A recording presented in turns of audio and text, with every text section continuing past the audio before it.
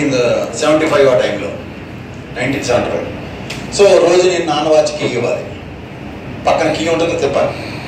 So మా నాన్న ఏం చేశాడు, మా చిన్నానికి ఒక వాచ్ కొనుక్కోమని డబ్బులు ఇచ్చాడు 300. ఆ రోజుల్లో 300 చాలా ఎక్కువ. మా చిన్నాన్న ఏం చేశాడు, ఆటోమేటిక్ వాచ్ కొనుక్కొచ్చాడు. వచ్చి తినంగా ఏం చేశాడు, నాకు చెప్పాడు, మరి సీను నేను ఆటోమేటిక్ వాచ్ కొనుక్కున్నాను, మీ నాన్న వాచ్లో రోజు నేను కీ ఇవ్వక్కర్లేదు అన్నాడు. మరి కీ ఇవ్వకుండా ఎలా తిరుగుద్ది అన్న, ఏమోరా నాకు తెలీదు, అదంతే దానికి ఇవ్వక్కర్లేదు అన్నాడు. అంతే ఒకసారి ఇవ్వ చూస్తానన్నాను. అలాగే నేను ముట్టుకోకూడదు, మరి నేను తెలుసు కదా నువ్వు అన్నీ చేస్తావు, దాన్ని ఏదో పాటు చేస్తావు, వద్దు ముట్టుకోకు, దాన్ని వెనక ముందు తిప్పుతావు అని తిట్టాడు. రాత్రి పడుకుంటారు కదా, పడుకున్నాక మనం లేసాము 1 గంటకి. ఆ వాచ్ తీసి అది కీ ఇవ్వకుండా ఎలా తిరుగుద్దో అని ప్రయత్నం చేశాం. అది రావట్లేదు, మనకేం అర్థం కావట్లేదు. దాన్ని సుత్తెట్టు పక్కన కొట్టాం. అందులో పార్ట్స్ అన్ని చూడాలి కదా, మొత్తం చూశాను, ఏం అర్థం కాలేదు. జాగ్రత్తగా పేపర్లో కట్టి దాచేసాను. మరి నెక్స్ట్ డే మళ్ళీ 1 గంట చేసి మళ్ళీ రీసెర్చ్ మొదలెట్టాను. మరి అప్పటికప్పుడు తేలట్లేదు కదా విషయం. మళ్ళీ రీసెర్చ్ కంటిన్యూస్. నెక్స్ట్ డే కూడా ఏం అర్థం కాలేదు. కానీ నెక్స్ట్ డే వాచ్ లేదు అక్కడ టేబుల్ మీద. మరి ఆల్రెడీ నా పేపర్లో దొరికింది కదా, పట్నం అయింది కదా, సరే పకోడీ పట్నం అయింది. తీసా ఫోటో, వీడియో తీసాను సార్. వీడియో తీసా, కొంచెం దగ్గరికి వచ్చి ఫోటో అది అక్కడి నుంచి ఇక్కడి నుంచి. సరే అయితే ఏనండి, అప్పుడు ఆ నెక్స్ట్ డే రాత్రి దొంగలు వచ్చారు ఇంటికి, నా కొత్త వాచ్ దొంగతనం చేసుకెళ్ళిపోయారు అని చెప్పుకుంటున్నారు ఇంట్లో అందరూ. అని నన్ను చూస్తున్నారు. నాకు డౌట్, నేను తెలిసిపోతానా దొరికిపోతానా ఇలాగ నా డౌట్ నాది. కానీ మేనేజ్ చేసుకున్నాను, ఫేషియల్ ఎక్స్ప్రెషన్ బయటపడకుండా మేనేజ్ చేసుకున్నాను. ఇంటి దొంగ నేర్చుకోడు కూడా పట్టలేడు కదా, అలా నన్ను పట్టుకోలేకపోయారు. కానీ ఆ 2 రోజులకే. కానీ మా నాన్నకి డౌట్ వచ్చింది, వీడేదో చేసి ఉంటాడు అని. పడుకున్నట్టు నాన్న కూడా నటించి రోజు అబ్జర్వ్ చేస్తున్నాడు. పాపం ఒకరోజు 12కి పడుకున్నట్టు దొరకలేదు. నేను 1 గంటలు వెళ్తున్నాను కదా.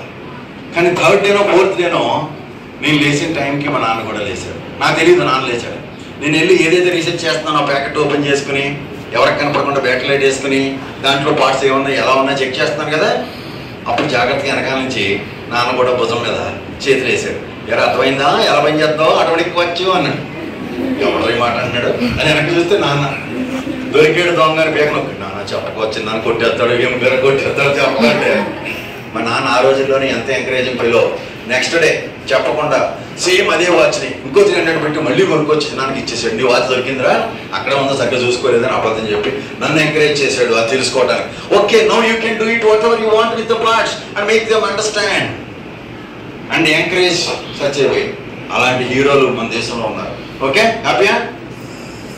అయితే ఈ విషయం నా కొడుకు చెప్పాడు. వాడి పేరు రవితేజ. ఇప్పుడు అమెరికాలో టెక్సాస్లో పనిచేస్తున్నాడు టెక్నాలజిస్ట్గా. సో వాడేం చేశాడు తెలుసా, ఫస్ట్ టైం అమెరికా నుంచి ఇండియా వచ్చినప్పుడు పెద్దానికి ఈ వాచ్ ప్రజెంట్ చేయాలని ఈ వాచ్ కొనుక్కొచ్చాడు. ఎందుకన్నా, చిన్నప్పుడు నీకు అది ఇష్టం కదా ఆటోమేటిక్ వాచ్ అంటే, అది కొనుక్కొచ్చాను. వాడికి కూడా ఈ క్వశ్చన్ ఇచ్చాను కదా చదువుకునే రోజుల్లో చిన్నప్పుడు. సో అయితే నేను ప్రజెంట్లు తీసుకోను కదా, ఎందుకులే పిల్లల దగ్గర ఎందుకు తీసుకుంటాను, వద్దులే అని అంటున్నాను. ఇంకెవరికన్నా ఇవ్వలే. కాదు అది కాదు, ఇందులో పిల్లలకి నువ్వు ఎలా పని చేస్తుందో ఆటోమేటిక్ వాచ్ అని కనపడతాయి చూడు, చెప్పు, అందులో కనిపిస్తాయి, వీల్స్ అన్ని కనిపిస్తాయి, నువ్వు పక్కన పట్టుకోవడం కనిపిస్తాయి అని చెప్పి ఫోటో దిగాలి అని చెప్పి అందరికీ చూడండి వీల్స్ కనిపిస్తాయి లేదా, కనిపిస్తా లేదా, ఎట్లా ఉంది కదా, ఇది కనపడేటట్టు వాచ్ ఉంది, ట్రాన్స్పరెంట్ గా ఉంది కదా, ఇదిగో ఇది ట్రాన్స్పరెంట్ గా ఉంది కదా, ఇదిగో చూడండి లోపల వీల్స్ అన్ని కనిపిస్తాయి కదా, కనిపిస్తాయి కదా. సో ఇది ఈజీగా అర్థమవుతుంది కదా, వాళ్ళకి చూస్తే తెలుసుకోవచ్చు కదా, వాళ్ళు లోపల వీల్స్ అనే మెకానిజం అంతా ఎలా పనిచేస్తుందో అర్థమవుతుంది కదా. అందుకని ఇది నీకోసం స్పెషల్గా కొన్నాను. చేతి పెట్టుకుని పిల్లలకి క్వశ్చన్ ఇచ్చి ఆ క్వశ్చన్ కనుక చూడమంటే అర్థమవుతాయి. So they can visualize the things, they can understand the things better with your question. నా చిన్నప్పుడు తొందరగా అర్థం కాలేదు కదా, నాకు చాలా కష్టపడ్డా కదా, అది టు మేక్ మీ అండర్స్టాండ్ అని చెప్పి అందుకే తెచ్చాను ఈ ప్రైజ్ అన్నాడు. నిజమేమో అని టూ మచ్. ఓకే ఓకేనా, మీరు కూడా చూడండి. చూడు వీల్స్, లోపల వీల్స్ ఉన్నాయి లేదా, తిరుగుతున్నాయి లేదా, అందుకని అన్నాడు. అయితే ఇంకేముంది అబ్బో టూ మచ్ అనుకుని చూడు చూడు చూడు ఇందులో చూడు లోపల. అయితే అసలు విషయం ఏంటి తెలుసా లాస్య, చాలా గొప్ప సీక్రెట్ ఉంది ఇక్కడ. ఇది మా అబ్బాయి నా కోసం ఎంత మంచి పని చేశాడు, ఎంత మంచి ప్రైజ్ కొన్నాడు అని నేను దీన్ని తీసేసి చేతులు పెట్టేసుకున్నాను. అక్కడ ఫోటో తీసి పంపించాను అమెరికా వెళ్ళిపోయి. పెద్దనా I'm so happy to see my watch on your wrist అన్నాడు. అబ్బా మా అబ్బాయి హ్యాపీ అయితే నేను హ్యాపీ అనుకున్నాను. కానీ ఈ లోపల ఒక స్కూల్లో ఈ క్వశ్చన్ ఇచ్చాను. వాళ్ళు అన్నారు సార్ ఆ వాచ్ ఒకసారి మా చేతికి ఇవ్వండి అన్నారు. ఇచ్చిన తర్వాత వాళ్ళు ఏం చేశారు తెలుసా, పిల్లలు చాలామంది ఈ వాచ్ని ఇలా చూశారు, వాళ్ళకి ఏం అర్థం కాలేదు. ఆటోమేటిక్గా ఇది ఎలా పనిచేస్తుంది కీ ఇవ్వకుండా అని ఇలా చూసి అలా చూసి వెనక్కి చూశారు రాష్ట్ర. అయితే అది చూడు ఎలా తిరుగుతుందో,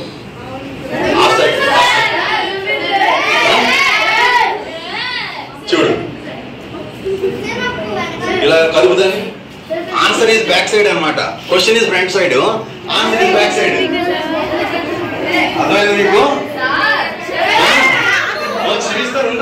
తీసుకొస్తున్నా,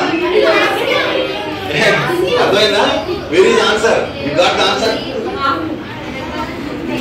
చూడండి జాగ్రత్తగా చూడండి, అది ఎడ్డిప్పుడే కీ ఎక్కించుకుంటుంది, అది మనకి కీ ఇవ్వకుండా. సెమీ సర్కిల్ అది కింద పెడితే కిందకి, పైకి పెడితే పైకి. మళ్ళీ చూడండి. So automatically it is loading, automatically it is loading. మన కీ ఎనర్జీ చేతి ఇవ్వకుండా కీ ఎనర్జీని అదే లోడ్ చేసుకుంటుంది. అది ఏ పక్క పెడితే ఆ పక్క తిరుగుతూ ఉంటుంది కదా, gravity. Gravity based on the gravity. అర్థమైందా? హ్యాపీగా కాదు, based on the gravity. Time అయిపోతుంది ఇంకా. ఒకసారి రాసి ఇవ్వండి, అక్కడ గాలి కూడా చేద్దాం. ఒకసారి ఆగండి ఆగండి, తర్వాత మళ్ళీ మళ్ళీ వస్తుంటాను కదా. ఆగండి ఆగండి, ఇక్కడ చూడండి, ముందు ఇదిగో చూడండి ఇలా తిరుగుతుందా లేదా లోపల చూడండి రా. గ్రావిటీ అది కిందకుంటే కిందకు వస్తుంది, పైకి ఎత్తితే పైకి వెళ్తుంది, అలా తిరుగుతూ ఉంటుంది అది. సో ఆటోమేటిక్గా లోడ్ చేస్తుంది ఎనర్జీ లోపలికి. ఓకే, లోపల చూడు. So question is front, answer is back. ఇదిగో చూడు, ఇదిగో తిరుగుతుందా లేదా, సెమీ సర్కిల్ తిరుగుతుందా లేదా. That is how that below is loading energy in to the watch. The spring of this watch is getting loaded. అంటే నేను ఇలా చేస్తే ఈ పని ఏదైనా ఉందో అది వెనక నుంచి చేసేస్తుంది, తిరుగుతా ఎక్కిచ్చేస్తుంది. నీకు అర్థమైన పాయింట్? అయితే నేనేం చేశాను, ఆగండి మళ్ళీ మళ్ళీ ఇస్తాను, ఆగండి. నాకు ఇంకో ఇంపార్టెంట్ పాయింట్ ఉంది ఇక్కడ, జాగ్రత్త కేర్ఫుల్గా అబ్జర్వ్ చేయండి ఒకసారి. ఆగండి, టైం ఆగండి, మళ్ళీ నేను ఎక్కడ పారిపోతున్నాను ఆగండి ఒకసారి. ఇక చూడండి, మోస్ట్ ఇంపార్టెంట్ పాయింట్ ఏంటి తెలుసా? ఇప్పుడు అసలు సీక్రెట్ చెప్తున్నా, నోట్ చేసుకోండి. ఏంటంటే ఆశ, నువ్వు ఎప్పుడైతే నా పిల్లలు ఇది కనిపెట్టేశారో స్కూల్లో, సార్ మీ వాచ్ సూపర్ సార్, మీ క్వశ్చన్ ఆన్సర్ వెనకాల ఉంది సార్ అన్నాను. ఏముందిరా అన్న. అప్పుడు దాన్ని నేను చూడలేదు. వాళ్ళు చెప్పారు, సార్ ఇక్కడ దీని గ్రావిటీతో ఈ సెమీ సర్కిల్ ఇలా తిరుగుతుంది, అలా తిరుగుతుంది, కీ ఎక్కిస్తుంది అంటే నేను అన్నాను, నా చిన్నప్పుడు పక్కన కొట్టిన వాచ్లు కూడా అలాగే తిరిగిందిరా అన్నాను. అయితే ఆ రోజుల్లో దానికి అలా కనపడేలా పెట్టలేదు, దీంట్లో ట్రాన్స్పరెంట్ గా పెట్టారు. పైకి కనపడేలా, మనకి జాయ్ఫుల్ గా ఉండేలా, మనకి అర్థం అవుతారు విషయాలు. అప్పుడు నేనేం చేసి అమెరికా ఫోన్ చేసి, రే బాబు ఎంత మంచి పని చేసేవరా, నేను కనుక ఆ వాచ్ని కనుక ప్రజెంట్ నేను యాక్సెప్ట్ చేసి ఉండకపోతే నా పిల్లలు ఎంత మిస్ అయిపోయేవారా, ఏం ఈజీగా అర్థమయ్యేలా చేసేవారా. నేను చిన్నప్పుడు ఎన్ని రాత్రులు నిద్ర లేకుండా గడిపాను దాన్ని తెలుసుకునే ప్రయత్నం అని చెప్పి రవిబాబు గారికి అప్రిషియేట్ చేస్తున్నాను. అప్పుడు జోకేంటి చేసిన ఆశ, నానా ఇంతకాలం ఏం కనిపెట్టాడు నానా అన్నాడు. అర్థమైందా? అంటే నీకు తెలవదేంట్రా నాకులాగా అని. అంటే ఏంటి నాన్న దానికి ఎంత ఏముందన్నా, అరే నువ్వు చూడలేదు సెమీ సర్కిల్ అన్నా, నేను చూడలేదు అన్నట్టుగా నీకు పట్టుకు వచ్చేసాను అన్నాడు వాడు. పైనుంచి చూసాడు వాడు బాక్స్, కింద నుంచి చూడలేదు, బాక్స్ మంది బాక్స్ పట్టుకొచ్చి ప్రజెంట్ ఇచ్చేసాడు. కానీ ఏమైనా మంచి మనసుతో చేస్తే పిల్లలు, అది ఇప్పుడు 1,00,000 మంది పిల్లల్ని విషయాన్ని అర్థం చేసింది. గ్రావిటీ ఎలా పనిచేస్తుంది, సెమీ సర్కిల్ గ్రావిటీ ఎలా తిరుగుతుంది, అది ఏ డైరెక్షన్లో దిగిన లోపలికి ఎనర్జీ స్ప్రింగ్లు ఎలా లోడ్ చేస్తుంది, దానివల్ల వాచ్కి కావాల్సినప్పుడు నేను ఇంటికి ఎంత తీసి టేలు పెట్టేస్తానా, మళ్ళీ 2 రోజుల వరకు సరిపోతుంది దాంట్లో ఎనర్జీ. అది ఎక్కించుకుంది కదా, స్ప్రింగ్ లోడ్ చేసుకుంది కదా. సో నైస్ కదా. So thanks to my son Ravi Babu. Okay.